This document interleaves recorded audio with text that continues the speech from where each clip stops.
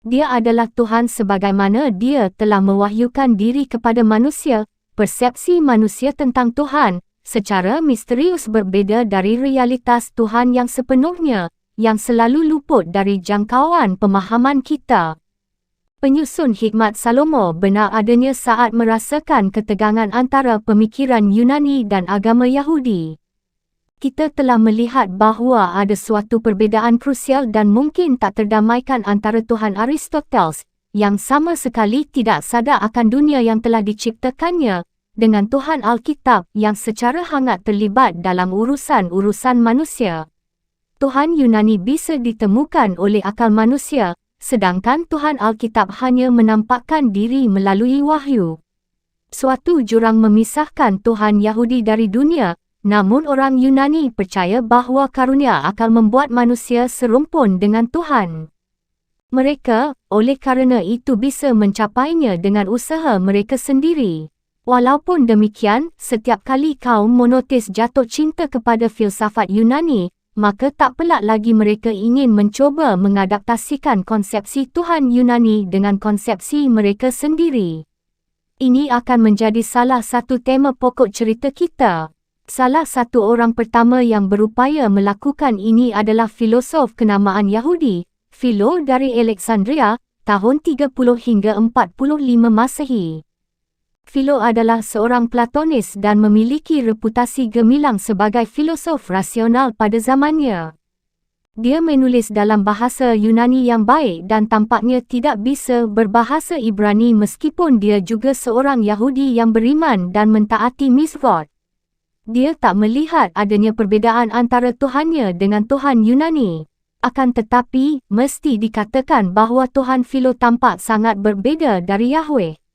Karena suatu hal, Philo tampaknya kurang senang dengan kitab-kitab sejarah Alkitab, yang coba dia ubah menjadi kiasan-kiasan yang rumit. Aristoteles dapat diingat kembali, memahami sejarah secara tidak filosofis. Tuhannya tidak memiliki sifat-sifat manusia, dalam konsepsi Aristoteles, adalah tidak tepat, misalnya, menyatakan bahawa Tuhan marah. Yang dapat kita ketahui tentang Tuhan adalah fakta tentang eksistensinya saja. Meskipun demikian, sebagai praktisi Yahudi, Philo sungguh-sungguh percaya bahawa Tuhan telah menampakkan dirinya kepada para nabi. Bagaimana hal ini menjadi mungkin? Philo memecahkan persoalan itu dengan membuat perbezaan penting antara esensi Tuhan, yang sepenuhnya tidak dapat dipahami, dan aktivitas Tuhan di dunia yang disebutnya kekuasaan atau energi. Pada dasarnya, itu mirip dengan solusi Pi dan para penulis hikmat. Kita tidak pernah bisa mengetahui Tuhan sebagaimana dia dalam dirinya sendiri. Philo menulis bahawa Musa berkata, pemahaman tentang aku adalah sesuatu yang manusia, ya, bahkan seluruh langit dan bumi, tidak mampu menampungnya.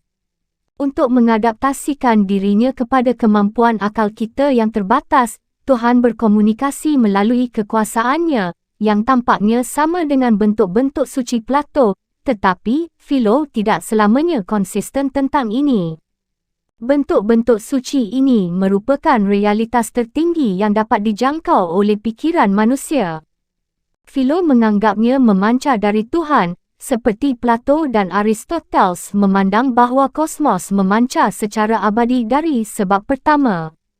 Dua di antara kekuasaan ini penting secara khusus. Philo menyebutnya kuasa kerajaan, yang mengungkapkan Tuhan dalam keteraturan alam, dan kuasa kreatif, yang dengannya Tuhan mengungkapkan diri dalam berkat yang dilimpahkannya kepada manusia. Setiap kuasa ini tidak bisa dicampuradukkan dengan esensi ilahi, yang tetap terbungkus dalam misteri yang tak tertembus. Kuasa itu memampukan kita menangkap kilasan realitas yang berada di atas segala sesuatu yang bisa kita pahami. Terkadang Philo berbicara tentang wujud esensial Tuhan didampingi oleh kuasa kerajaan dan kreatif dalam sebentuk trinitas. Ketika menginterpretasikan kisah kunjungan Yahweh dan dua malaikat kepada Abraham di Mamre, misalnya, dia mengatakan bahawa peristiwa itu merupakan penampilan kiasan usia Tuhan, dia sebagaimana adanya, bersama dua kekuasaan senior. J akan dibuat tercengang oleh hal ini, dan memang orang Yahudi selalu memandang konsepsi Philo tentang Tuhan sebagai tidak autentik. Akan tetapi, orang Kristen menganggap Philo sangat membantu, dan orang Yunani, seperti akan kita saksikan, menerima pembedaan antara esensi Tuhan yang tak dapat diketahui dengan energi yang membuatnya dapat kita kenali. Mereka juga akan dipengaruhi oleh teorinya tentang logos ilahi. Seperti halnya para penulis hikmat, Philo membayangkan bahawa Tuhan telah membentuk sebuah rancangan dasar penciptaan yang bersesuaian dengan alam bentuk-bentuk Plato. Sekali lagi, Philo tidak selalu konsisten. Kadangkala dia menyatakan bahawa logos adalah salah satu dari kuasa itu. Pada saat lain dia tampaknya berpendapat bahawa logos lebih tinggi, yakni sebagai ide tertinggi tentang Tuhan yang bisa dicapai oleh manusia.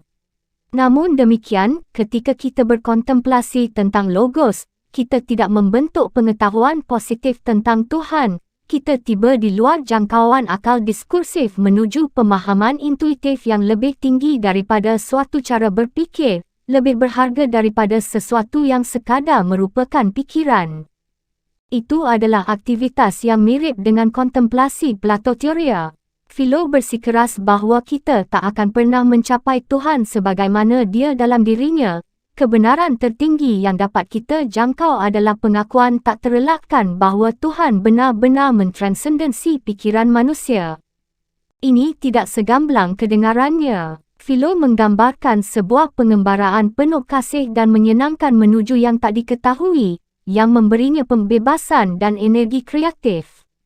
Seperti Plato, dia memandang jiwa seperti dalam pengasingan, terperangkap dalam dunia materi yang bersifat fisik. Ia harus kembali kepada Tuhan, rumahnya yang sejati, meninggalkan kesenangan, dunia indriawi, dan bahkan bahasa, kerana semua itu mengikat kita dengan dunia yang tidak sempurna. Akhirnya, jiwa akan mencapai kebahagiaan yang membawanya mengatasi kesuraman keterbatasan ego menuju realitas yang lebih luas dan utuh. Kita telah menyaksikan bahawa konsepsi tentang Tuhan sering merupakan pemikiran imajinatif. Para nabi telah merefleksikan pengalaman mereka dan merasa bahawa hal itu berasal dari suatu wujud yang mereka sebut Tuhan. Philo memperlihatkan bahawa kontemplasi religius memiliki banyak kesamaan dengan bentuk-bentuk kreativitas lain.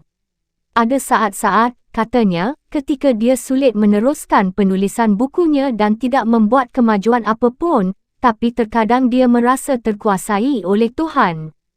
Aku tiba-tiba menjadi penuh, ide-ide turun bagaikan salju, sedemikian sehingga di bawah pengaruh kuasa ilahi, aku dipenuhi kegaduhan corai bentik, iaitu ritus dan prosesi dalam pemujaan Dewi Cybele, Dewi alam masyarakat kuno Asia Minor yang sangat liar secara emosional dan menjadi tak sadar akan apapun, tempat, orang, waktu saat ini, diri sendiri, apa yang diucapkan, dan apa yang dituliskan. Karena aku memperoleh ekspresi, gagasan, kebahagiaan hidup, pandangan tajam, kejelasan yang luar biasa atas objek-objek seperti yang mungkin terjadi lewat penglihatan mata yang sangat jernih. Segera setelah itu, tidak mungkin lagi bagi orang-orang Yahudi untuk mencapai sebuah sintesis dengan dunia Yunani. Pada tahun kematian Philo terjadi pembunuhan sistematik atas komunitas Yahudi di Alexandria dan merebaknya ketakutan akan kebangkitan Yahudi. Ketika Romawi menegakkan imperium mereka di Afrika Utara dan Timur Tengah pada abad ke-1 sebelum Masehi, mereka menenggelamkan diri dalam kebudayaan Yunani, menggabungkan dewa-dewa nenek moyang mereka dengan dewa-dewa Yunani dan mengadopsi filsafat Yunani dengan sangat antusias. Namun, mereka tidak mewarisi sikap permusuhan Yunani terhadap orang Yahudi. Sebaliknya, mereka tak jarang lebih membela orang Yahudi daripada orang Yunani, memandang mereka sebagai sekutu penuh di kota-kota Yunani yang masih menyimpan sisa-sisa permusuhan terhadap Romawi. Orang Yahudi diberi kebebasan beragama sepenuhnya, agama mereka dikenal sebagai agama besar di zaman antik dan dihormati.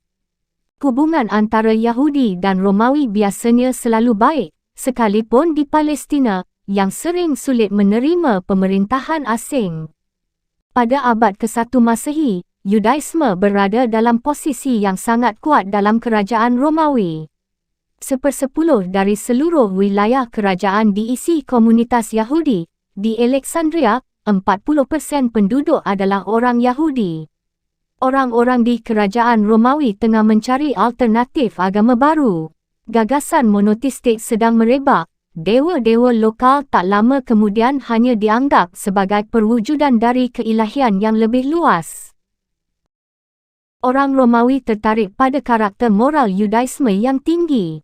Mereka yang keberatan untuk disunat dan mengikuti Taurat sering dijadikan anggota kehormatan sinagoga-sinagoga dan disebut sebagai orang yang takut kepada Allah. Jumlah mereka terus meningkat. Bahkan diperkirakan bahawa salah seorang Kaisar Flavian mungkin telah beralih ke Yudaisme, sementara Konstantin nantinya beralih ke Kristen. Namun di Palestina, sebuah kelompok politik ekstrim dengan keras menentang pemerintahan Romawi. Pada tahun 66 Masehi, mereka merancang sebuah pemberontakan melawan Romawi dan di luar dugaan, berhasil menghambat gerak maju pasukan Romawi selama 4 tahun. Para penguasa cemas, pemberontakan itu akan meluas kepada kaum Yahudi diaspora lainnya dan terpaksa menumpasnya tanpa ampun. Pada tahun 70 Masehi, tentara Kaisar baru Vespasian akhirnya menguasai Yerusalem, meratakan kuil dengan tanah dan menjadikannya kota Romawi bernama Aelia Capitolana. Sekali lagi orang Yahudi terusir ke pengasingan.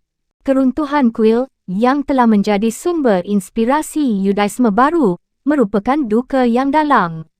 Akan tetapi, jika melihat ke belakang, tampaknya orang Yahudi Palestina, yang sering lebih konservatif daripada Yahudi diaspora yang sudah terhelenisasi, telah mempersiapkan diri mereka untuk menghadapi bencana ini.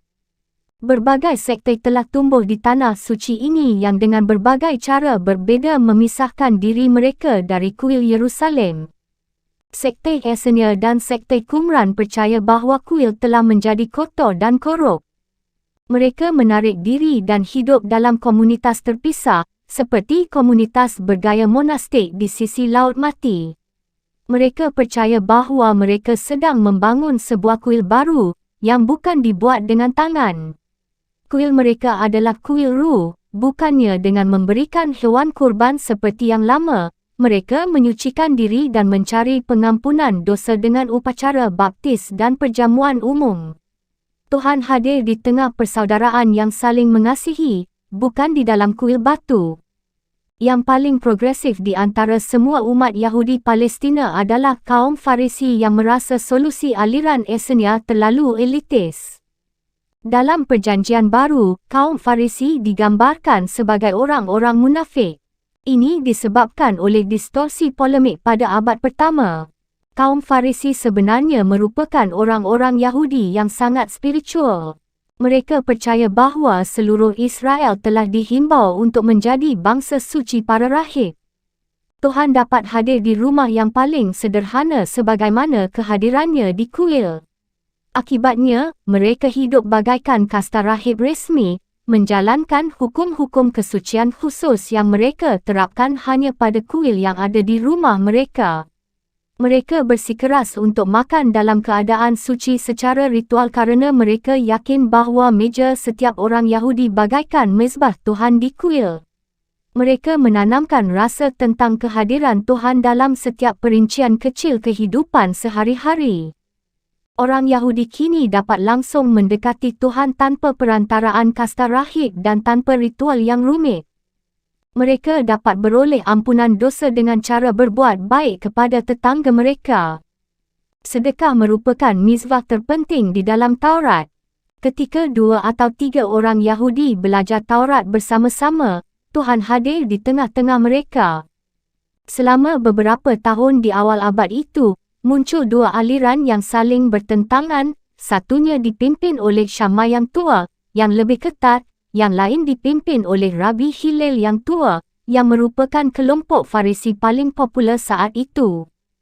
Ada sebuah cerita bahawa suatu hari seorang pagan mendatangi Hillel, dan berkata kepadanya bahawa dia pasti akan menganut Yudaisme jika Rabi itu mampu membaca semua isi Taurat sambil berdiri di atas sebelah kaki.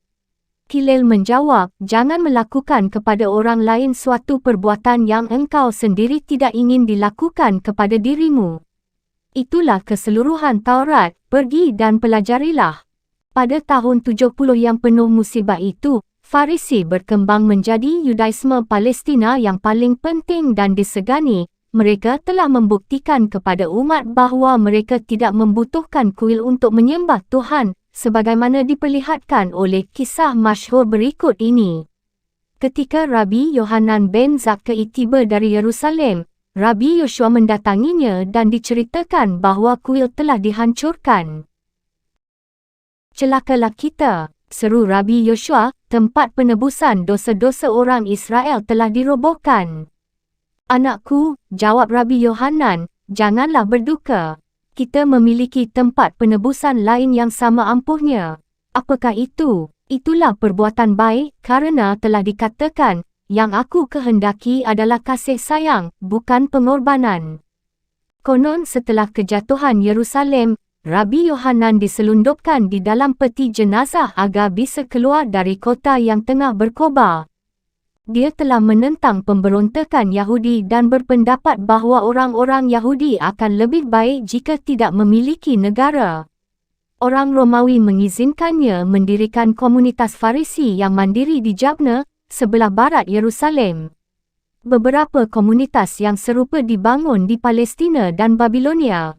Mereka saling terkait erat. Komunitas ini menghasilkan para sarjana yang disebut sebagai Tanaim, termasuk tokoh Rabi semacam Rabbi Yohanan sendiri, Rabbi Akiva yang ahli mistik, dan Rabbi Ishmael. Mereka mengompilasi Mishnah, kodifikasi hukum lisan yang mengaktualisasikan kembali hukum-hukum Musa. Selanjutnya, sekelompok sarjana baru yang dikenal sebagai Amoraim, memulai penafsiran atas Mishnah dan menghasilkan risalah-risalah yang secara kolektif dikenal dengan nama Talmud. Bahkan, ada 2 Talmud yang telah dikompilasi, yakni Talmud Yerusalem, yang diselesaikan pada akhir abad ke-4, dan Talmud Babilonia, yang dianggap lebih autoritatif dan baru selesai pada akhir abad ke-5. Proses tersebut terus berlanjut dan setiap generasi sarjana mulai mengomentari Talmud dan tafsiran para pendahulu mereka. Perenungan hukum ini tidak sekering yang cenderung dibayangkan oleh orang luar. Ini merupakan meditasi tanpa akhir tentang firman Tuhan, bait suci baru. Setiap lapisan tafsir itu mewakili dinding-dinding dan takhta kuil baru, mengabadikan kehadiran Tuhan di tengah-tengah umatnya. Yahweh telah senantiasa menjadi Tuhan yang transenden, yang membimbing manusia dari atas dan tak terjangkau. Para rabi membuat dia hadir sangat dekat di dalam diri manusia dan dalam perincian terkecil kehidupan sehari-hari. Setelah kehilangan kuil dan menjalani lagi pengalaman di pengasingan, orang Yahudi membutuhkan Tuhan di tengah-tengah mereka. Para rabi tidak mengkonstruksikan doktrin formal tentang Tuhan. Sebaliknya, mereka mengalaminya sebagai kehadiran yang nyata. Spiritualitas mereka telah dideskripsikan sebagai keadaan mistisisme yang normal. Dalam ayat-ayat Talmud yang paling awal, Tuhan dialami dalam fenomena fisik yang misterius. Para rabi berbicara mengenai Roh Kudus yang telah berfikir tentang penciptaan dan pembangunan tempat suci, membuat kehadirannya dapat dirasakan dalam hembusan angin atau kobaran api. Yang lain mendengarnya dalam dentangan lonceng atau suara ketukan yang keras. Suatu hari, contohnya, ketika Rabbi Yohanan duduk berdiskusi tentang pengalaman Yehezkiel melihat kereta perang, sebuah nyala api turun dari langit dan malaikat-malaikat berdiri di dekatnya. Sebuah suara dari langit mengkonfirmasikan bahawa rabi itu mempunyai suatu misi khusus dari Tuhan. Begitu kuatnya perasaan mereka tentang kehadiran sehingga tak ada doktrin formal dan objektif yang sesuai. Para rabi sering menyatakan bahawa di Gunung Sinai, setiap orang Israel yang berdiri di kaki bukit telah mengalami Tuhan dalam cara yang berbeza. Tuhan telah, sebagaimana mestinya, menyesuaikan dirinya kepada setiap orang, sesuai dengan derajat pemahaman mereka. Seperti dinyatakan oleh seorang rabi, Tuhan tidak datang kepada manusia dengan penuh paksaan, tetapi selaras dengan kekuatan pemahaman seorang manusia terhadapnya. Pandangan rabbinik yang sangat penting ini bermaksud bahawa Tuhan tidak dapat dijelaskan dalam suatu formula yang sama bagi semua orang. Dia secara esensial merupakan pengalaman subjektif. Setiap individu akan mengalami realitas Tuhan dalam cara berbeza demi memenuhi kebutuhan temperamental khas individu itu. Setiap nabi telah mengalami Tuhan secara berbeza, demikian kata rabi itu, kerana kepribadiannya berpengaruh terhadap konsepsinya tentang yang ilahi. Akan kita saksikan bahawa monoteis lain juga mengembangkan gagasan yang sangat mirip. Hingga saat ini, ide-ide teologis tentang Tuhan merupakan persoalan pribadi menurut pandangan Yudaisme dan tidak dipaksakan oleh siapapun. Setiap doktrin resmi akan membatasi misteri Tuhan yang esensial. Para rabi menunjukkan bahawa Tuhan sama sekali tidak bisa dipahami. Bahkan, Musa juga tidak mampu menembus misteri Tuhan. Setelah melalui pencarian yang panjang, Raja Daud mengakui bahawa adalah sia-sia untuk mencuba memahami Tuhan kerana dia terlalu agung bagi pikiran manusia. Orang Yahudi bahkan dilarang mengucapkan namanya. Ini untuk mengingatkan bahawa apapun usaha untuk mengungkapkan Tuhan pasti tidak akan memadai. Nama suci itu ditulis YHWH dan tidak dilafalkan dalam setiap pembacaan kitab suci. Kita bisa mengagumi perbuatan Tuhan di alam semesta, tetapi, sebagaimana dikatakan oleh Rabbi Huna, ini hanya memberi kita gambaran yang sangat kecil tentang keseluruhan realitas. Manusia tidak dapat mengerti makna petir, topan, badai, tatanan alam, hakikat dirinya sendiri. Lantas bagaimana dia bisa mampu memahami raja dari segala raja?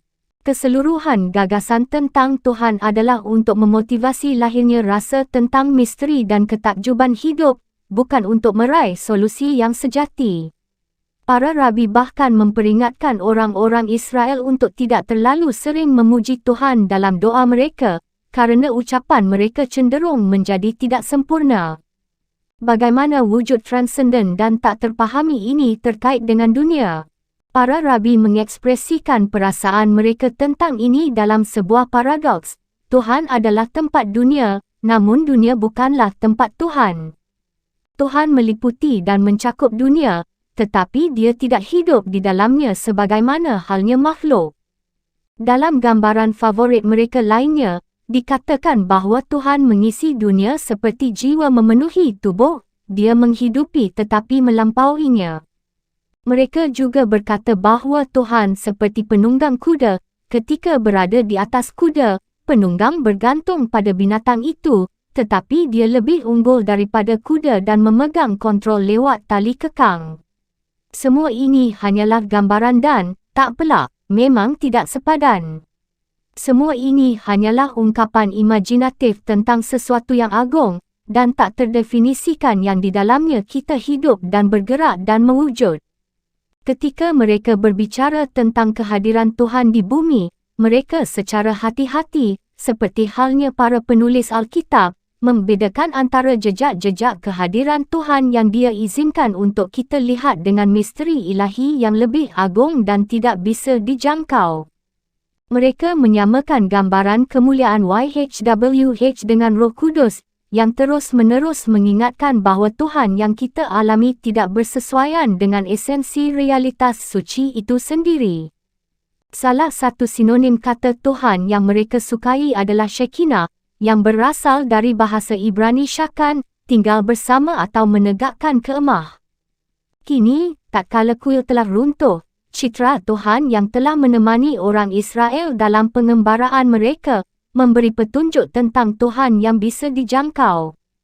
Beberapa di antara mereka berkata bahawa Shekinah, yang selalu berada bersama umatnya di bumi, tetap bersemayam di bukit kuil, walaupun kuil itu telah dihancurkan. Rabi yang lain berpendapat bahawa penghancuran kuil telah membebaskan Shekinah dari Yerusalem dan memampukannya mengisi seluruh dunia. Seperti halnya kemuliaan Tuhan atau Roh Kudus, Shekinah tidak dikonsepsikan sebagai wujud ilahi yang terpisah, tetapi sebagai kehadiran Tuhan di bumi. Para rabi melihat kembali sejarah umat mereka dan mendapatkan bahawa Dia telah selalu menemani mereka. Datang dan lihatlah betapa dicintainya Israel di hadapan Tuhan, sebab ke mana pun mereka pergi, Shekinah mengiringi mereka, seperti yang difirmankan, "Bukankah aku telah secara jelas menyingkapkan diriku kepada rumah orang tuamu ketika mereka berada di Mesir?" Di Babilonia, Shekinah bersama mereka, seperti yang difirmankan, "Demi engkau, aku dikirim ke Babilonia." Dan ketika di masa depan Israel diselamatkan, Shekinah akan menyertai mereka saat itu, sebagaimana difirmankan, "Tuhanmu akan mengubah ketertawananmu." Artinya, Tuhan akan kembali bersamamu. Hubungan antara Israel dan Tuhannya begitu kuat, sehingga tatkala Dia menyelamatkan mereka di masa silam, orang Israel biasa mengatakan kepada Tuhan, "Engkau telah menyelamatkan dirimu sendiri." Dalam cara mereka yang khas Yahudi, para rabi mengembangkan rasa tentang Tuhan sebagai sesuatu yang diidentik dengan diri, yang oleh orang Hindu disebut Atman. Gambaran tentang Shekinah telah membantu orang-orang yang terusik untuk menumbuhkan rasa kehadiran Tuhan di mana pun mereka berada. Para rabi berbicara tentang Shekinah yang berpindah dari satu sinagoga diaspora ke sinagoga lain, yang lain menyatakan Shekinah berdiri di depan pintu sinagoga, memberkati setiap langkah yang diambil oleh seorang Yahudi dalam perjalanannya menuju majlis ilmu. Shekinah juga berdiri di depan pintu sinagoga ketika orang Yahudi membacakan Shema bersama-sama di sana. Seperti halnya orang Kristen awal, orang Israel dianjurkan oleh rabi-rabi mereka untuk melihat diri mereka sebagai komunitas tunggal dengan satu jiwa dan satu badan. Komunitas adalah kuil baru yang mengabadikan imanansi Tuhan, maka ketika mereka memasuki sinagoga dan membacakan Shema dalam keterpaduan sempurna dengan taat, dengan satu suara, satu pikiran, dan satu nada, Tuhan hadir di tengah-tengah mereka. Akan tetapi, Dia tidak menyukai ketiadaan harmoni di dalam komunitas dan kembali ke langit tempat para malaikat menyenandungkan puja-puji dalam satu suara dan satu melodi. Persatuan yang lebih tinggi antara Tuhan dan Israel hanya mungkin terjadi ketika persatuan yang lebih rendah antar sesama Israel telah sempurna. Para rabi tak henti-hentinya mengatakan kepada orang Israel bahawa ketika sekelompok orang Yahudi mempelajari Taurat bersama-sama, Shekinah akan bersemayam di tengah-tengah mereka. Di pengasingan, orang Yahudi merasakan kekerasan dunia di sekeliling mereka. Rasa tentang kehadiran ini membantu mereka untuk mengimajinasikan bahawa mereka dikelilingi oleh berkat Tuhan. Ketika mereka mengikat jimat ke tangan dan kepala mereka, mengenakan jumbai ritual, dan memakukan mezuzah yang berisi kata-kata Shema di atas pintu mereka, sebagaimana digambarkan dalam kitab Ulangan, mereka tidak boleh mencuba menjelaskan praktik-praktik yang ganjil dan tak jelas ini. Usaha semacam itu akan mengurangi kandungan maknanya. Alih-alih, mereka harus membiarkan pelaksanaan mizvot ini mendorong mereka masuk ke dalam kesadaran tentang limpahan kasih ilahi Israel dicintai. Alkitab melingkupinya dengan mizvot, tilin di kepala dan tangan, mezuzah di pintu, dan zizit di pakaian mereka. Tanda-tanda ini bagaikan mutiara yang dihadiahkan seorang raja kepada isterinya untuk menambah kecantikan sang isteri di hadapannya. Ini tidaklah mudah. Talmud memperlihatkan bahawa sebagian orang mempertanyakan apakah Tuhan telah membuat banyak perbezaan di dalam dunia yang gelap ini. Spiritualitas para rabi menjadi normatif dalam Yudaisme, bukan hanya di kalangan mereka yang telah meninggalkan Yerusalem, melainkan juga di kalangan orang Yahudi yang hidup di diaspora. Ini bukan kerana ia didasarkan pada suatu pandangan teoretis, banyak praktik Taurat yang tidak memiliki alur logika. Agama para rabi itu diterima kerana sifatnya yang praktis. Visi para rabi telah mencegah umat jatuh ke dalam keputusasaan. Namun, jenis spiritualitas ini hanya ditujukan kepada kaum pria, sebab kaum perempuan tidak dibutuhkan dan kerana itu tidak diizinkan untuk menjadi rabi, mempelajari Taurat atau berdoa di sinagoga. Agama Tuhan menjadi bersifat patriarkal seperti kebanyakan ideologi lain pada zaman itu. Peran kaum perempuan terbatas hanya untuk menjaga kesucian ritual rumah mereka. Orang Yahudi telah semenjak lama menyucikan penciptaan dengan cara memilah bagian-bagiannya yang beragam, dan dalam semangat ini kaum perempuan diturunkan ke suatu kawasan terpisah dari laki-laki, sebagaimana mereka memisahkan susu dari daging di dapur mereka. Secara praktis, ini berarti bahawa kaum perempuan dipandang inferior. Meskipun para rabi mengajarkan bahawa kaum perempuan diberkati Tuhan, tetapi kaum pria diperintahkan untuk bersyukur kepada Tuhan dalam doa pagi kerana Tuhan tidak menciptakan mereka sebagai orang yang non-Yahudi, budak atau perempuan. Walaupun demikian, perkahwinan dipandang sebagai sebuah tugas sakral dan kehidupan keluarga dianggap sebagai sesuatu yang luhur. Para rabi menekankan kesuciannya melalui pengesahan yang sering disalahpahami. Jika hubungan seks dilarang selama menstruasi, ini bukan disebabkan oleh anggapan bahawa kaum perempuan itu kotor atau menjijikkan. Masa pantangan itu dirancang untuk mencegah kesewenangan kaum pria terhadap isterinya, kerana seorang pria jadi sangat mengenal isterinya, dan kemudian ditolak olehnya. Taurat menyatakan bahawa kaum perempuan harus menjalani nidah, iaitu tidak melayani hubungan seks selama 7 hari setelah menstruasi, agar dia menjadi dicintai oleh suaminya seperti pada hari pernikahan. Sebelum pergi ke sinagoga pada suatu hari perayaan, seorang pria diwajibkan melakukan mandi ritual, bukan kerana dia kotor, melainkan demi menjadikan dirinya lebih suci dalam menjalankan pelayanan ilahi. Dalam semangat ini pula seorang perempuan diwajibkan mandi ritual setelah period menstruasi, untuk mempersiapkan dirinya bagi kesucian tugas mendatang, hubungan seks dengan suaminya. Gagasan bahawa seks mungkin merupakan sesuatu yang suci tidak dikenal di dalam Kristen, yang acap melihat seks dan Tuhan sebagai dua hal yang saling tidak bersesuaian.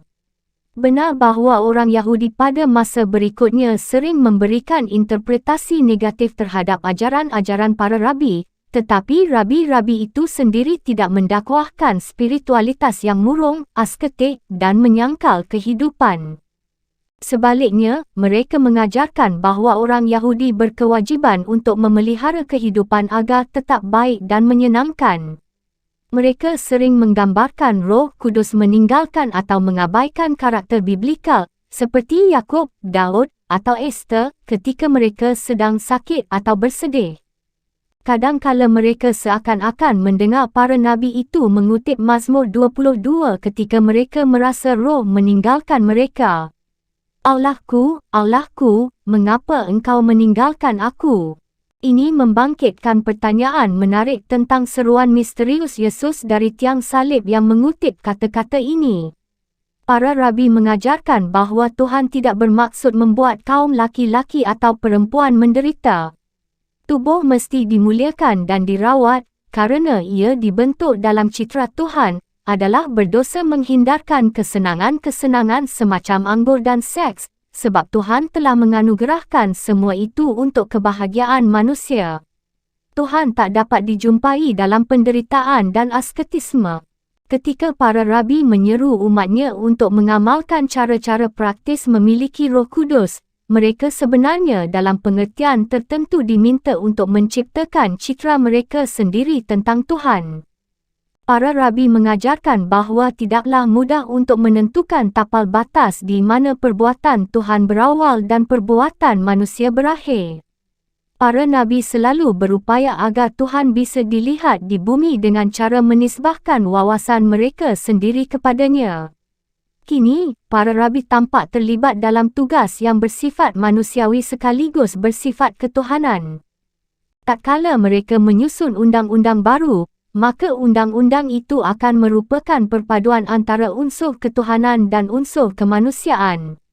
Dengan meningkatnya jumlah Taurat di dunia, para rabi memperluas kehadiran Tuhan di dunia dan menjadikannya lebih efektif. Mereka sendiri menjadi dihormati sebagai inkarnasi Taurat. Mereka dianggap lebih menyerupai Tuhan dibandingkan dengan manusia lain kerana penguasaan mereka atas Taurat. Rasa tentang kedekatan Tuhan seperti ini membantu orang Yahudi untuk melihat kemanusiaan sebagai sesuatu yang sakral. Rabbi Akiva mengajarkan bahawa mizvah, cintailah tetanggamu sebagaimana engkau mencintai dirimu sendiri, merupakan prinsip agung Taurat. Menyakiti sesama manusia merupakan pengingkaran terhadap Tuhan itu sendiri yang telah menciptakan manusia dalam citranya. Ini setara dengan etisme, upaya untuk mengingkari eksistensi Tuhan. Dengan demikian, pembunuhan merupakan dosa paling besar kerana melanggar norma-norma yang disucikan. Kitab suci mengajarkan kita bahawa apapun yang menumpahkan darah manusia dipandang sebagai penghapusan citra Tuhan. Sebaliknya, mengabdi bagi kepentingan manusia lain termasuk ke dalam perbuatan meniru sifat Tuhan, tindakan itu mewujudkan kembali kasih sayang dan rahmat Tuhan. Karena semua diciptakan dalam citra Tuhan, maka semuanya memiliki derajat yang sama, bahkan imam tertinggi sekalipun harus dihukum jika dia melukai sesama manusia, kerana perbuatan itu sama dengan penyangkalan eksistensi Tuhan. Tuhan telah menciptakan Adam, seorang manusia, untuk mengajarkan kepada kita bahawa siapapun yang menghancurkan kehidupan seorang manusia akan dihukum seakan-akan dia telah membunuh seluruh umat manusia. Sama halnya, siapa yang menyelamatkan kehidupan seseorang akan diberi pahala yang sama dengan menghidupkan semua umat manusia. Ini bukan sekadar sentimen yang lemah, tetapi merupakan prinsip hukum yang mendasar, artinya, tak seorang pun yang boleh dikorbankan demi kepentingan kelompok. Menghinakan seseorang, bahkan seorang goyim atau budak, adalah perbuatan yang sangat ofensif, kerana hal itu setara dengan pembunuhan, penyangkalan akan citra Tuhan yang suci. Hak untuk bebas kemudian menjadi sangat krusial. Sulit menemukan satu alasan pun untuk menjatuhkan hukuman penjara di dalam semua literatur rabbinik, kerana hanya Tuhanlah yang berhak merampas kemerdekaan seorang manusia. Menyebarkan aib seseorang dianggap sama dengan menyangkal eksistensi Tuhan. Orang Yahudi tidak mengandaikan Tuhan sebagai Big Brother yang terus mengamati gerak-gerik manusia dari suatu tempat. Sebaliknya, mereka menanamkan sebuah kesadaran bahawa Tuhan berada dalam diri setiap manusia, sehingga hubungan dengan manusia lain menjadi pertemuan yang syarat dengan nilai-nilai kesucian. Haiwan-haiwan tidak mengalami kesulitan untuk hidup dalam tabiat mereka, tetapi manusia merasakan sulitnya menjadi manusia yang utuh. Tuhan Israel kadang tampak seakan-akan telah mendorong terjadinya kekejaman yang paling tidak suci dan tidak manusiawi. Namun selama berabad-abad, Yahweh telah menjadi sebuah gagasan yang mungkin dapat membantu orang-orang menanamkan rasa kasih sayang dan saling menghormati terhadap sesama manusia, yang telah menjadi ciri agama-agama zaman kapak. Cita-cita para rabi sangat dekat dengan agama besar kedua, yang memang berakar dalam tradisi yang sama. Cahaya bagi kaum non-Yahudi.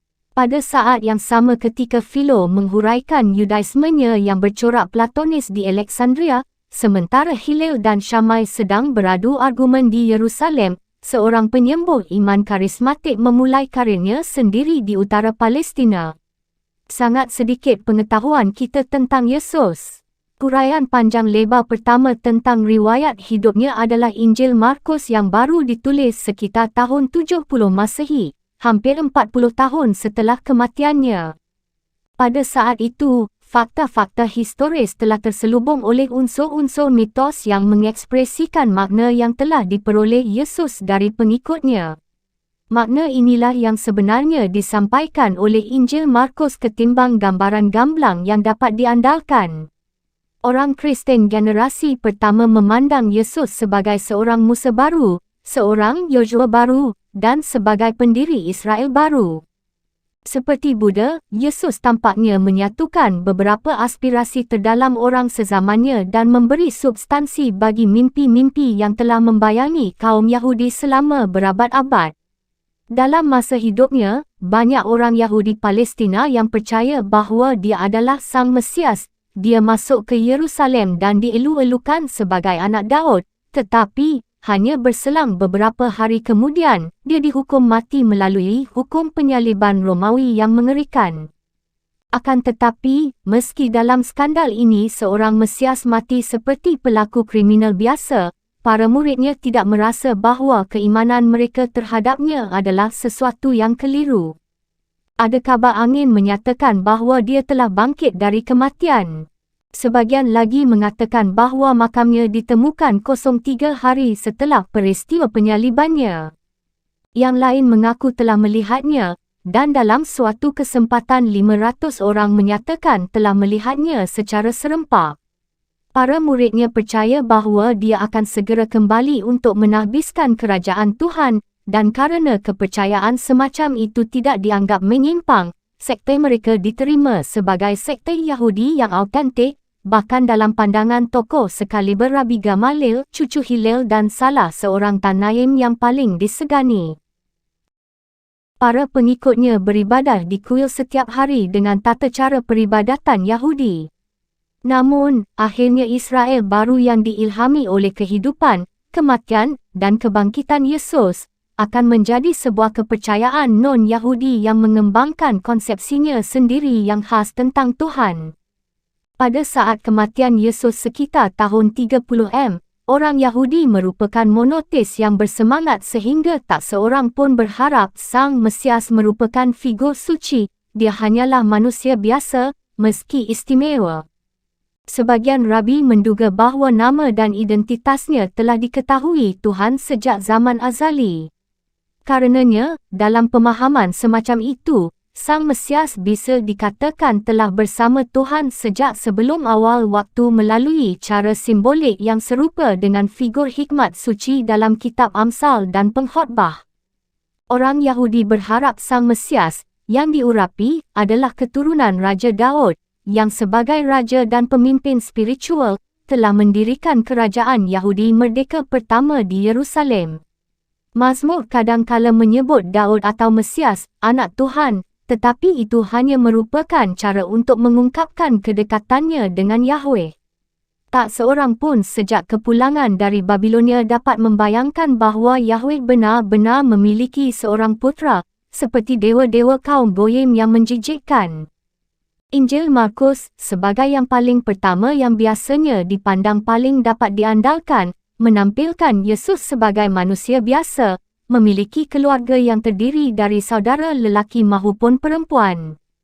Tak ada malaikat yang mengumumkan kelahirannya atau bersenandung di buayannya. Masa kanak-kanak mahupun remajanya tidak ditandai sebagai sesuatu yang luar biasa sama sekali.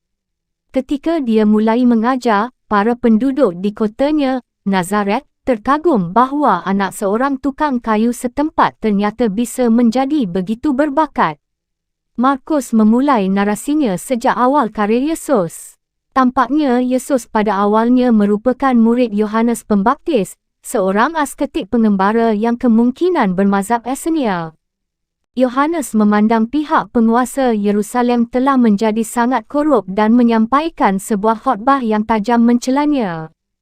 Khalayak ramai dihimbaunya untuk bertobat dan menerima ritus pemurnian Esenia melalui pembaptisan di Sungai Yordan. Lukas menyatakan bahawa Yesus dan Yohanes sebenarnya saling berhubungan. Yesus telah menempuh perjalanan jauh dari Nazaret ke Yudea untuk dibaptis oleh Yohanes. Sebagaimana yang diceritakan Markus kepada kita, pada saat ia keluar dari air, ia melihat langit terkoyak, dan roh seperti burung merpati turun ke atasnya. Lalu terdengarlah suara dari surga, "Engkaulah anakku yang kukasihi, kepadamulah aku berkenan." Yohanes Pembaptis langsung mengenali Yesus sebagai Mesias Al-Masih. Apa yang kemudian kita dengar adalah bahawa Yesus mulai mengajar ke segala kota dan desa di Galilea seraya memaklumatkan, kerajaan Allah sudah dekat. Telah banyak spekulasi tentang karakter sejati misi Yesus. Sangat sedikit dari kata-kata aktualnya yang sempat terekam dalam Injil, dan banyak di antara bahan-bahan itu telah dipengaruhi oleh perkembangan selanjutnya yang terjadi di gereja-gereja yang didirikan oleh Paulus setelah kematian Yesus. Akan tetapi, terdapat petunjuk yang mengarah kepada karakter Yahudi yang esensial dalam karirnya. Telah dikemukakan bahawa penyembuh iman merupakan figur religius yang lazim di Galilea, seperti Yesus, mereka dari kaum Papa, yang berkhotbah, menyembuhkan orang sakit dan mengusir roh jahat. Seperti Yesus lagi, orang-orang suci Galilea ini sering memiliki sejumlah besar murid wanita.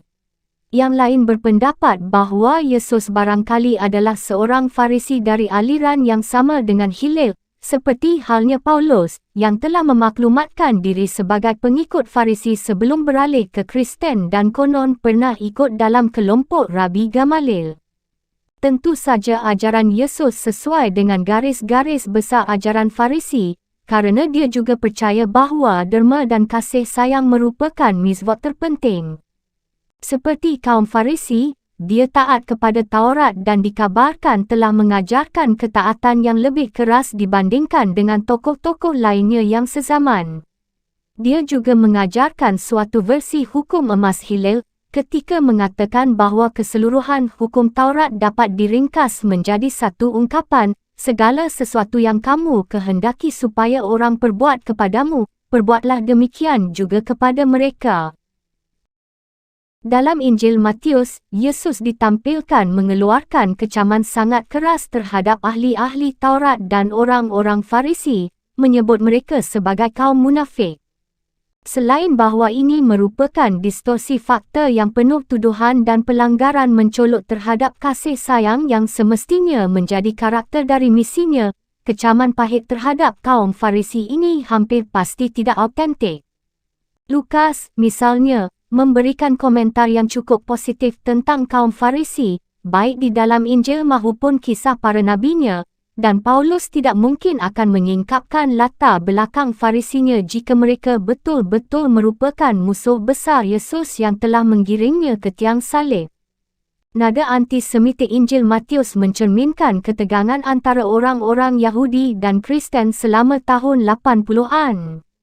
Injil sering menunjukkan Yesus berdebat dengan kaum Farisi, tetapi perdebatan itu mungkin saja bersifat bersahabat, atau mungkin juga memperlihatkan perselisihan pendapatnya dengan aliran semai yang lebih ketat. Setelah kematiannya, para pengikutnya berkeyakinan bahawa Yesus adalah kudus. Ini tidak terjadi secara langsung, sebagaimana akan kita saksikan. Doktrin bahawa Yesus adalah Tuhan yang berwujud manusia baru terbentuk pada abad keempat. Perkembangan kepercayaan Kristen tentang inkarnasi merupakan proses yang kompleks dan berkembang secara perlahan. Yesus sendiri tak pernah mengaku sebagai Tuhan. Pada hari pembaptisannya, oleh suara dari langit dia dipanggil dengan sebutan Anak Tuhan, namun ini mungkin hanya sebuah konfirmasi bahawa dia adalah Mesias yang dicintai. Tak ada yang luar biasa tentang maklumat dari atas semacam itu. Para rabi juga sering mengalami apa yang mereka sebut bat-kol, secara harfiah berarti anak perempuan sang suara, sebentuk inspirasi untuk menggantikan wahyu kenabian yang lebih langsung.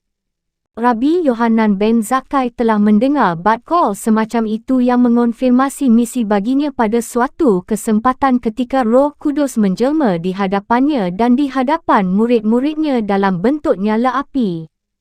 Yesus sendiri biasa menyebut dirinya anak manusia. Ada banyak kontroversi menyangkut masalah gelar ini, tetapi sepertinya frasa aslinya dalam bahasa Aram, Barnasha, sekadar menekankan kondisi manusia yang lemah dan tidak abadi. Jika demikian, kelihatan sekali bahawa Yesus dengan caranya sendiri telah menekankan bahawa dia adalah manusia lemah yang suatu waktu pasti akan menderita dan mati. Injil mengatakan kepada kita bahawa Tuhan telah memberi Yesus beberapa kekuatan ilahiah, yang bagaimanapun akan memampukan dia, meskipun hanya seorang manusia biasa, untuk menjalankan tugas-tugas yang seperti Tuhan, menyembuhkan penyakit dan mengampuni dosa. Oleh kerana itu, ketika orang-orang menyaksikan perbuatan Yesus, tindakan itu tampak memiliki citra yang hidup mengenai Tuhan. Pada suatu kesempatan, 3 orang muridnya mengklaim telah melihat hal ini lebih jelas daripada biasanya. Kisah itu terabadikan dalam ketiga Injil Sinoptik dan menjadi penting bagi generasi Kristen berikutnya. Diceritakan bahawa Yesus membawa Petrus, Yakobus, dan Yohanes naik ke sebuah gunung tinggi yang secara tradisional dikenal sebagai Gunung Tabor di Galilea. Kemudian di sana, Yesus berubah rupa di hadapan mereka. Wajahnya bercahaya seperti matahari dan pakaiannya menjadi putih bersinar. Musa dan Elia, masing-masing mewakili Taurat dan para nabi, tiba-tiba muncul di sisinya dan ketiga orang itu berbincang-bincang bersama. Petrus sangat terkesima dan berteriak keras, entah apa yang diucapkannya, bahawa mereka harus mendirikan 3 kemah untuk mengabadikan penampakan ini. Segumpalan awan, seperti yang pernah turun di Gunung Sinai, menyelimuti puncak gunung itu dan sebuah gema bat-kol memaklumatkan, "Inilah anak yang kukasihi, kepadanyalah aku berkenan, dengarkanlah dia." Berabad-abad kemudian, ketika orang Kristen Yunani merenungkan makna peristiwa ini, mereka memutuskan bahawa kuasa Allah telah bersinar melalui kemanusiaan Yesus yang telah berubah bentuk. Mereka juga mencatat bahawa Yesus tidak pernah mengklaim bahawa kuasa-kuasa ini hanya diberikan kepadanya saja. Berulang-ulang Yesus menjanjikan kepada murid-muridnya bahawa jika mereka memiliki iman, mereka pun bisa menikmati kuasa-kuasa ini. Tentu saja yang dimaksudkannya dengan iman bukan berarti menganut suatu teologi yang benar, tetapi penumbuhan sikap batin yang tunduk dan terbuka terhadap Tuhan. Jika murid-muridnya membiarkan diri mereka terbuka kepada Tuhan tanpa pamrih, mereka pasti akan mampu melakukan apa saja yang bisa dia lakukan. Seperti para rabi, Yesus tidak percaya bahawa roh hanya untuk segolongan elit istimewa, tetapi tersedia bagi semua orang yang memiliki maksud baik. Sebagian ayat bahkan menyatakan bahawa, lagi-lagi seperti pendapat sebagian rabi, Yesus percaya bahawa seorang goyim pun bisa menerima kehadiran roh. Jika murid-muridnya memiliki iman, mereka akan mampu untuk melakukan hal-hal yang besar. Mereka bukan hanya akan mampu menghapus dosa dan mengusir syaitan, melainkan juga mampu memindahkan sebuah gunung ke laut. Mereka akan menemukan bahawa kehidupan mereka yang lemah dan tidak abadi, telah diubah oleh kuasa-kuasa Tuhan yang hadir dan aktif di dunia kerajaan Mesias. Setelah kematiannya, murid-murid itu tak mampu memupus keyakinan mereka, bahawa dengan cara tertentu Yesus telah menghadirkan sebuah citra tentang Tuhan. Sejak awal sekali, mereka telah mulai berdoa kepadanya. Paulus percaya bahawa kuasa Tuhan harus diupayakan agar bisa dijangkau oleh kaum goyim dan memberitakan Injil ke kawasan yang kini dikenal sebagai Turki, Makedonia, dan Yunani. Dia yakin bahawa orang non-Yahudi bisa menjadi anggota Israel baru, walaupun mereka tidak menjalankan hukum Musa secara utuh. Hal ini ditentang oleh kelompok murid awal, yang menghendaki untuk tetap menjadi sekte Yahudi yang lebih eksklusif. Mereka kemudian memutuskan hubungan dengan Paulus setelah sebuah perselisihan keras. Akan tetapi, kebanyakan pengikut Paulus adalah Yahudi diaspora atau orang-orang yang takut kepada Allah, sehingga Israel baru tetap sangat berbau Yahudi. Paulus tidak pernah menyebut Yesus sebagai Tuhan. Dia menyebutnya anak Tuhan dalam pengertian Yahudinya. Dia sungguh-sungguh tidak percaya bahawa Yesus merupakan inkarnasi dari Tuhan itu sendiri. Menurut Paulus, Yesus hanya memiliki kuasa dan roh Tuhan, yang mewujudkan aktivitas Tuhan di bumi dan sama sekali tidak bisa disamakan dengan esensi ilahi yang tak terjangkau. Namun demikian, di dunia non-Yahudi, Kristen baru tidak mempunyai kepekaan tentang perbezaan yang halus ini, sehingga pria yang telah menekankan kemanusiaannya yang lemah dan tidak abadi itu akhirnya dipercayai sebagai Tuhan. Doktrin inkarnasi Tuhan dalam diri Yesus telah selalu dicela orang Yahudi, dan belakangan orang Muslim pun memandangnya sebagai penghujatan. Ini merupakan sebuah doktrin yang sulit dan berbahaya. Orang Kristen sering menginterpretasikannya secara serampangan.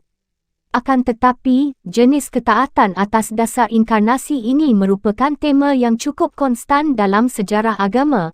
Akan kita saksikan bahawa orang Yahudi dan Muslim pun mengembangkan beberapa bentuk teologi mereka sendiri yang hampir mirip. Kita dapat melihat dorongan keagamaan di balik penuhanan Yesus yang mengejutkan ini dengan meninjau secara singkat beberapa perkembangan di India pada waktu yang kira-kira sama. Dalam Buddhism maupun Hinduisme terdapat arus pasang penyembahan terhadap wujud-wujud yang diagungkan, seperti Buddha sendiri atau dewa-dewa Hindu yang menjelma dalam bentuk manusia. Bentuk ketaatan personal ini dikenal sebagai bhakti, mengekspresikan apa yang tampaknya merupakan kerinduan abadi manusia terhadap agama yang humanis. Meski merupakan sesuatu yang baru, namun, di dalam kedua keyakinan itu, hal ini terpadu dengan agama tanpa mengubah prioritas-prioritas yang esensial. Setelah Buddha wafat pada akhir abad ke-6 sebelum Masehi, secara alamiah orang-orang ingin untuk tetap mengenangnya, namun mereka merasa bahawa sebuah patung tidaklah layak, sebab di Nirvana, Buddha tak lagi ada, dalam pengertian biasa. Akan tetapi, kecintaan personal terhadap Buddha terus berkembang dan kebutuhan untuk merenungi kemanusiaannya yang telah tercerahkan menjadi begitu kuat sehingga pada awal abad ke-1 sebelum Masehi, patung Buddha pertama muncul di Gadhara, yang terletak di sebelah barat daya India, dan Mathura di Sungai Jumna. Kekuatan dan ilham dari pencitraan semacam ini membuat patung-patung itu memiliki arti penting yang besar dalam spiritualitas Buddha. Meskipun penyembahan terhadap suatu wujud di luar diri seperti ini merupakan hal yang sangat berbeza dari disiplin batiniah yang diajarkan Gautama. Semua agama berubah dan berkembang. Jika tidak demikian, agama itu akan menjadi usang. Mayoritas orang Buddha merasakan bahawa bhakti itu sungguh-sungguh bernilai dan mengingatkan mereka kembali akan beberapa kebenaran esensial yang mulai terlupakan. Ketika Buddha pertama kali mencapai pencerahan, dapat diingat lagi bahawa dia pernah dibujuk untuk menyimpan itu sebagai pengalaman pribadi.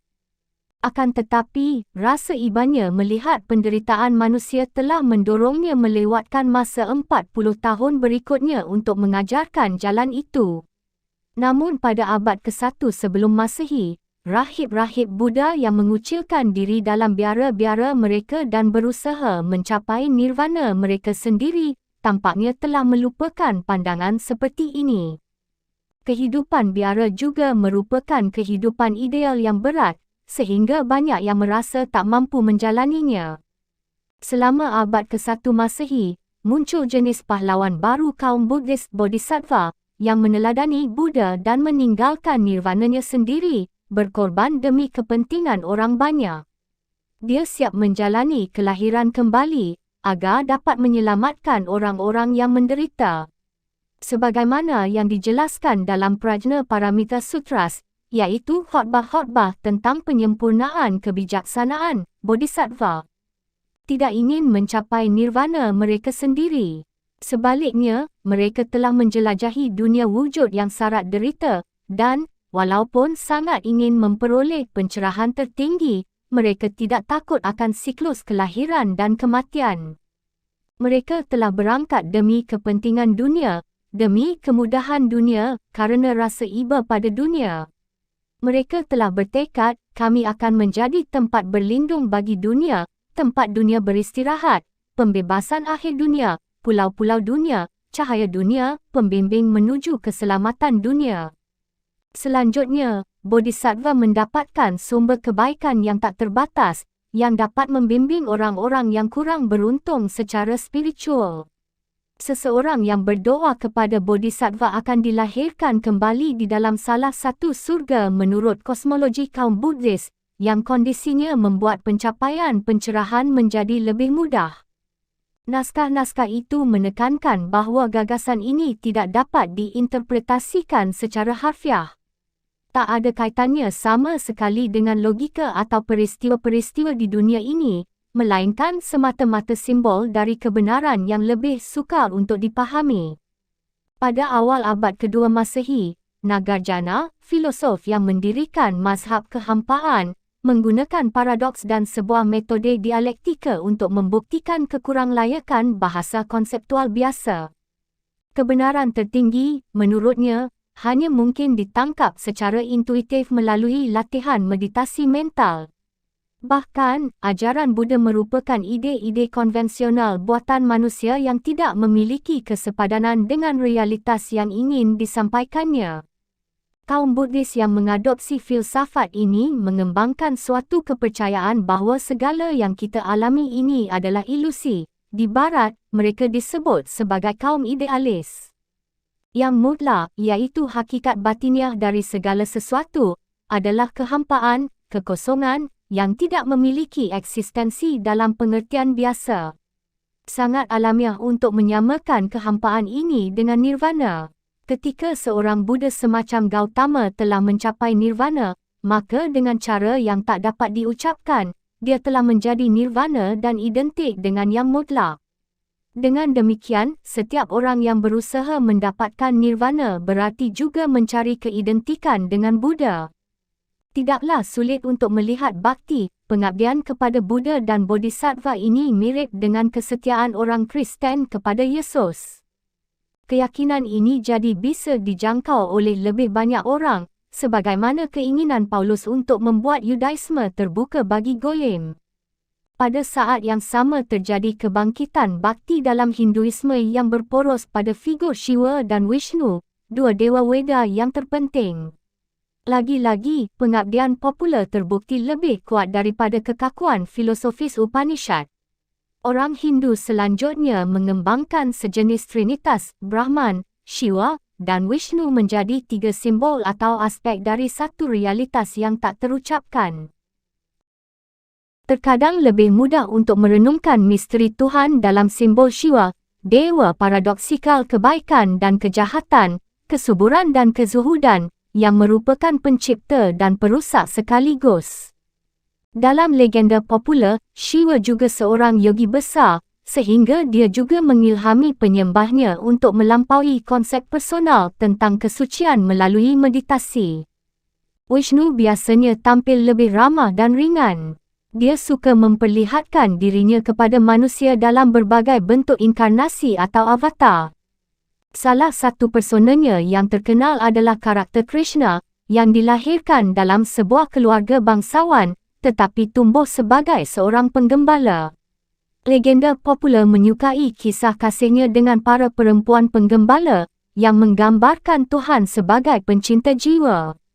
Namun, ketika Vishnu muncul kepada Pangeran Arjuna sebagai Krishna dalam Bhagavad Gita, pengalaman itu mengejutkan. Kulihat dewa-dewa di dalam tubuhmu, wahai Tuhan dan sekelompok makhluk yang beraneka. Brahma, pencinta semesta di atas singgasananya semua peramal dan ular-ular langit.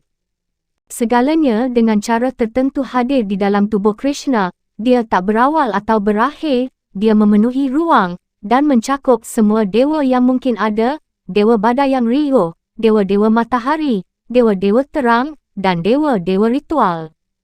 Dia juga adalah jiwa manusia yang tak pernah lelah, esensi kemanusiaan. Segalanya berlari menuju Krishna, seperti sungai mengalir ke laut atau seperti serangga terbang menuju cahaya terang. Ketika menatap pemandangan mengagumkan ini, Arjuna hanya bisa gemetar, menggigil, hampir kehilangan seluruh kesadarannya. Perkembangan bakti menjawab kebutuhan terdalam manusia akan sejenis hubungan pribadi dengan Yang Maha Tinggi. Setelah menetapkan Brahman sebagai yang sungguh-sungguh transenden, muncul bahaya bahawa dia akan menjadi jauh, dan sebagaimana dewa langit zaman kuno, memudar dari kesadaran manusia. Evolusi Bodhisattva dalam Buddhism dan avatarnya Vishnu tampaknya mewakili tahap lain dalam perkembangan agama ketika orang-orang berpandangan bahawa yang mutlak itu pasti tak jauh berbeza dari manusia. Akan tetapi, Doktrin dan mitos simbolik ini menyangkal bahawa yang mutlak dapat diekspresikan hanya melalui satu penampakan, sebab ada banyak Buddha dan Bodhisattva, bahkan Vishnu memiliki bermacam-macam avatar. Mitos-mitos ini juga mengungkapkan sebuah keidealan bagi manusia, manusia yang tercerahkan atau dimuliakan, sebagaimana yang dimaksudkan baginya. Pada abad ke-1 Masehi, dalam Yudaisme terdapat rasa haus yang sama akan kedekatan dengan yang ilahi. Yesus sang manusia tampaknya telah memenuhi kebutuhan itu. Paulus, penulis Kristen paling awal yang menciptakan agama yang kini kita kenal sebagai Kristen, percaya bahawa Yesus telah menggantikan Taurat sebagai wahyu pokok Tuhan tentang dirinya kepada dunia. Tidaklah mudah untuk mengetahui secara persis apa yang dia maksudkan dengan hal ini. Surat-surat Paulus lebih merupakan jawapan kontekstual terhadap persoalan-persoalan tertentu daripada huraian koheren atas sebuah teologi yang utuh. Dia tentunya percaya bahawa Yesus adalah seorang Mesias. Kata Kristus adalah terjemahan dari bahasa Ibrani Masiah yang diurapi. Paulus juga berbicara tentang Yesus sang manusia seakan-akan dia lebih dari seorang manusia biasa. Meskipun, sebagai orang Yahudi, Paulus tidak percaya bahawa Yesus adalah inkarnasi Tuhan. Dia selalu memakai kata di dalam Kristus untuk menjelaskan pengalamannya tentang Yesus. Orang Kristen hidup di dalam Kristus. Mereka dibaptis ke dalam kematiannya. Gereja membentuk tubuhnya. Ini bukanlah kebenaran yang ingin dijabarkan Paulus secara logis. Seperti banyak orang Yahudi lainnya, dia kurang menghargai rasionalisme Yunani yang digambarkannya sebagai kekonyolan semata. Adalah suatu pengalaman subjektif dan mistik yang membuatnya mengilustrasikan Yesus sebagai semacam atmosfer yang di dalamnya kita hidup, bergerak dan berwujud. Yesus telah menjadi sumber pengalaman keagamaan Paulus. Dengan demikian, dia berbicara tentang Yesus dalam cara yang mungkin dipakai oleh orang sezamannya untuk membicarakan Tuhan. Tatkala Paulus menjelaskan tentang iman yang telah diilhamkan kepadanya, dia mengatakan bahawa Yesus telah menderita dan wafat demi dosa-dosa kita. Ini memperlihatkan bahawa sejak awal sekali, pengikut-pengikut Yesus yang dikejutkan oleh skandal kematiannya telah menjelaskan peristiwa itu dengan mengatakan bahawa bagaimanapun itu adalah demi kepentingan kita.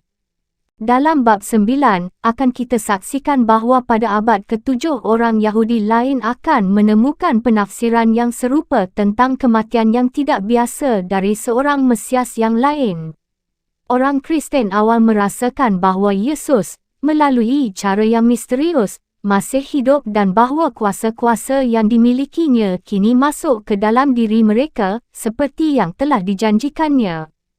Kita mengetahui dari surat-surat Paulus bahawa generasi awal Kristen itu memiliki semua bentuk pengalaman tak lazim yang mungkin merupakan indikasi bangkitnya sejenis kemanusiaan baru. Ada yang menjadi penyembuh iman, ada yang berbicara dalam bahasa-bahasa langit, yang lainnya menyampaikan apa yang mereka yakini sebagai nubuat yang diinspirasikan oleh Tuhan. Pelayanan gereja merupakan kegiatan yang hiruk dan karismatik, sangat berbeza dari nyanyian sore yang merdu dalam gereja sekarang. Tampaknya kematian Yesus memang telah benar-benar berguna dalam beberapa hal. Ia melahirkan suatu jenis kehidupan baru dan kreasi baru, tema yang sering diulang dalam surat-surat Paulus.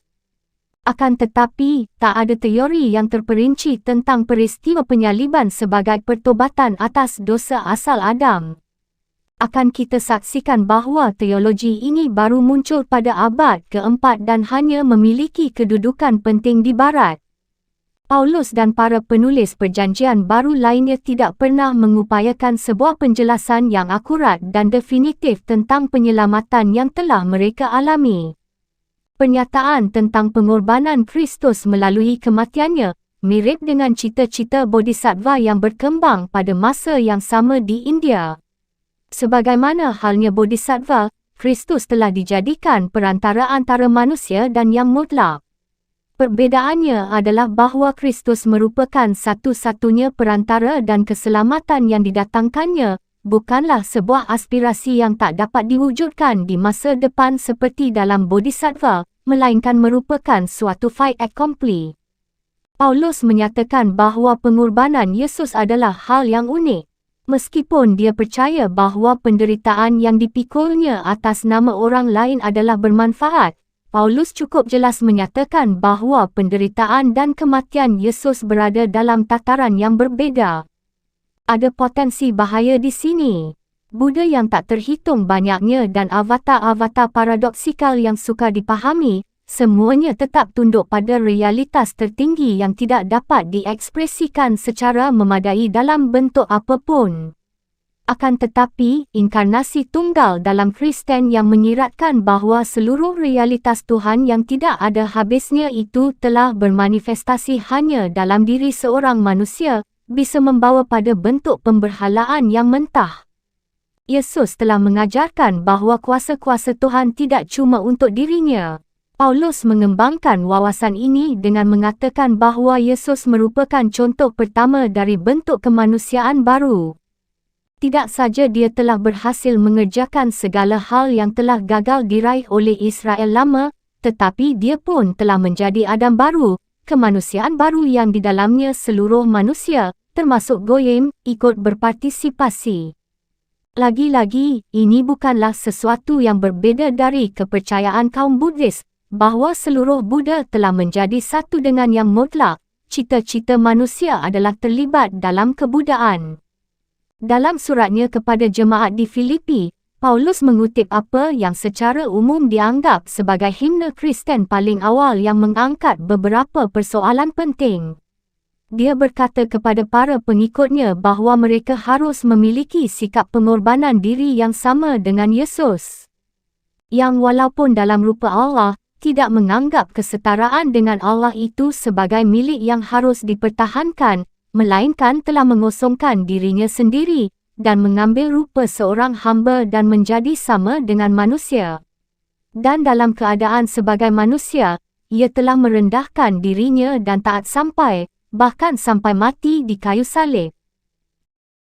Itulah sebabnya Allah sangat meninggikan dia dan mengaruniakan kepadanya nama di atas segala nama, supaya dalam nama Yesus bertekuk lutut segala yang ada di langit dan yang ada di atas bumi, dan yang ada di bawah bumi, dan segala lidah mengaku, Yesus Kristus adalah Tuhan atau Krios, bagi kemuliaan Allah, Bapa.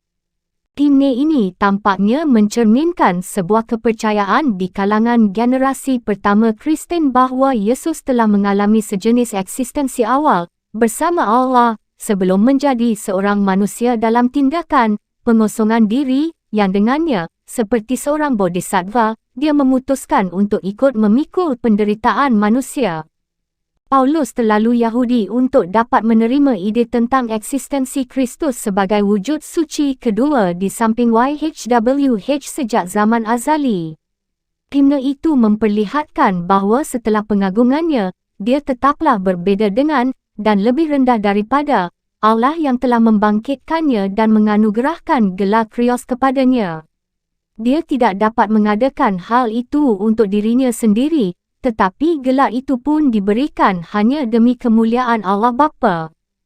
Sekitar 40 tahun kemudian, penulis Injil Yohanes, ditulis sekitar tahun 100, membuat pernyataan yang mirip. Dalam prolognya, dia menghuraikan firman yang telah ada pada mulanya bersama-sama dengan Allah dan menjadi agen penciptaan. Segala sesuatu dijadikan oleh dia, dan tanpa dia tidak ada sesuatu pun yang telah jadi dari segala yang telah dijadikan. Si penulis tidak menggunakan kata Yunani logos dengan cara yang sama seperti Philo. Dia tampaknya merasa lebih kokoh dengan Yudaisme Palestina daripada Yudaisme yang telah terpengaruh budaya Helenis Yunani. Dalam terjemahan bahasa Aram atas kitab suci Yahudi yang dikenal sebagai Targums, yang sedang disusun pada waktu itu, istilah memra atau firman dipergunakan untuk menyebut aktivitas Tuhan di dunia. Istilah ini mempunyai fungsi yang sama dengan istilah-istilah teknis lainnya, seperti kemuliaan, Roh Kudus, dan Shekinah, yang menekankan perbezaan antara kehadiran Tuhan di dunia dengan realitas Tuhan sendiri yang tak dapat dimengerti. Seperti halnya hikmat ilahi, firman menyimbolkan rencana awal Tuhan dalam penciptaan. Ketika Paulus dan Yohanes berbicara tentang Yesus seakan-akan dia memiliki sejenis kehidupan praeksistensi, mereka tidak sedang menyarankan bahawa dia adalah oknum suci kedua dalam pengertian Trinitarian yang berkembang belakangan. Mereka mengindikasikan bahawa Yesus telah melampaui mode eksistensi temporal dan individual. Karena kuasa dan hikmat yang dia hadirkan merupakan aktivitas-aktivitas yang berasal dari Tuhan, maka dalam cara tertentu dia telah mengungkapkan apa yang telah ada sejak semula. Gagasan ini dapat dipahami dalam konteks Yahudi yang ketat, meskipun generasi Kristen berikutnya yang berlatar belakang Yunani akan menafsirkannya secara berbeza. Dalam Kisah Para Rasul, yang ditulis pada 100 Masehi, kita dapat melihat bahawa generasi awal Kristen masih memiliki konsep tentang Tuhan yang sepenuhnya bersifat Yahudi. Dalam perayaan Pantekosta, ketika ratusan orang Yahudi berkumpul di Yerusalem dari berbagai penjuru diaspora untuk merayakan pewahyuan Taurat di Gunung Sinai, Roh Kudus turun kepada sahabat-sahabat Yesus. Mereka mendengar dari langit suatu bunyi seperti tiupan angin keras, dan tampaklah oleh mereka lidah-lidah seperti nyala api. Roh Kudus telah mewujudkan dirinya kepada generasi Kristen Yahudi pertama ini sebagaimana yang telah dilakukannya kepada orang-orang sezaman mereka kelompok Tanaim. Segera para murid itu bergegas keluar dan mulai berbicara kepada kerumunan orang Yahudi, orang-orang yang takut kepada Allah dari Mesopotamia, Yudea dan Kapadokia, Pontus dan Asia, Frigia dan Pamfilia, Mesir dan daerah-daerah Libya yang berdekatan dengan Kirene. Mereka keheranan setiap orang mendengar para pengikut itu berkata-kata dalam bahasa mereka masing-masing. Ketika Petrus bangkit untuk berkhotbah di hadapan keramaian itu, dia menyebut fenomena ini sebagai titik terjauh bagi Yudaisme. Para rasul telah meramalkan suatu hari ketika Tuhan akan mencurahkan rohnya ke atas semua manusia, sehingga kaum wanita dan para budak sekalipun akan memiliki penglihatan dan mendapat mimpi. Hari ini kerajaan Mesias ditahbiskan, tatkala Allah akan tinggal di bumi bersama umatnya. Petrus tidak mengatakan bahawa Yesus dari Nazaret adalah Tuhan. Dia adalah seorang yang telah ditentukan Allah dan yang dinyatakan kepadamu dengan kekuatan, mukjizat, dan tanda-tanda yang dilakukan oleh Allah dengan perantaraan dia di tengah-tengah kamu. Setelah kematiannya yang tragis, Allah membangkitkannya untuk hidup kembali dan mengangkatnya ke derajat yang tinggi oleh tangan kanan Allah. Para nabi dan penyusun Mazmur telah meramalkan kejadian-kejadian ini, sehingga seluruh kaum Israel harus tahu dengan pasti bahawa Yesus adalah Mesias yang telah lama dinanti itu. Khotbah ini tampaknya merupakan pesan Kristen yang paling awal. Pada akhir abad keempat, Kristen menguat persis di wilayah-wilayah yang telah disebutkan di atas oleh para penulis kisah. Ia berakar di kalangan sinagoga Yahudi di diaspora dan telah menarik perhatian sejumlah besar orang yang takut kepada Allah atau para pengikut baru. Yudaisme yang telah direformasi oleh Paulus tampak menjawab banyak dilema mereka.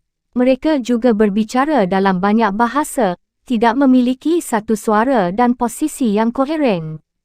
Banyak orang Yahudi diaspora beralih memandang kuil di Yerusalem, yang memang telah banyak digenangi darah hewan, sebagai institusi primitif dan barbarik. Kisah Para Rasul mengabadikan sudut pandang ini dalam cerita tentang Stefanus, seorang Yahudi Helenistik yang beralih menganut sek Yesus dan dilempari batu sampai mati oleh Sanhedrin, mahkamah agama Yahudi, karena menghujat. Dalam pidato terakhirnya yang berapi-api, Stefanus mengatakan bahawa kuil merupakan penghinaan terhadap hakikat Allah, yang maha tinggi tidak diam di dalam apa yang dibuat oleh tangan manusia. Sebagian Yahudi diaspora mengadopsi Yudaisme Talmudik yang dikembangkan oleh para rabi setelah kehancuran kuil. Yang lain menemukan bahawa Kristen menjawab beberapa pertanyaan mereka tentang status Taurat dan universalitas Yudaisme. Ajaran ini, tentu saja, menarik secara khusus bagi orang-orang yang takut kepada Allah, yang menjadi anggota penuh Israel baru tanpa beban 613 mizvot. Selama abad pertama, orang Kristen terus berfikir tentang Tuhan dan berdoa kepadanya seperti orang-orang Yahudi. Mereka berbicara seperti para rabi dan gereja-gereja mereka mirip dengan sinagoga. Pada tahun 80-an terjadi perselisihan tajam dengan orang Yahudi ketika orang Kristen secara formal dikeluarkan dari sinagoga kerana mereka menolak untuk menaati Taurat. Kita telah menyaksikan bahawa Yudaisme telah menarik banyak penganut pada dekade awal abad pertama, tetapi setelah tahun 70, ketika orang Yahudi bersengketa dengan Kekaisaran Romawi, posisi mereka mengalami kemunduran. Kepindahan orang-orang yang takut kepada Allah ke Kristen membuat orang Yahudi menaruh curiga kepada para penganut agama baru, dan mereka tak lagi berminat untuk pindah agama. Kaum pagan yang dahulu pernah tertarik pada Yudaisme kini beralih ke Kristen, tetapi kebanyakan mereka adalah budak dan anggota kelas masyarakat yang lebih rendah. Baru pada akhir abad kedua, kaum pagan yang berpendidikan tinggi menjadi penganut Kristen dan mampu menjelaskan agama baru itu kepada dunia pagan yang masih menaruh kecurigaan. Di Kekaisaran Romawi, Kristen pertama sekali dianggap sebagai cabang dari Yudaisme, tetapi tatkala orang Kristen memperjelas diri bahawa mereka bukan lagi anggota sinagoga, mereka dipandang dengan kebencian sebagai religio kaum fanatik yang telah melakukan dosa besar kerana meninggalkan kepercayaan leluhur. Etos Romawi sangatlah konservatif. Mereka memberikan penghargaan tinggi kepada autoritas pemimpin keluarga dan adat istiadat nenek moyang. Yang dianggap sebagai kemajuan adalah langkah kembali ke zaman keemasan yang telah lampau dan bukan menyiapkan masa depan yang cerah.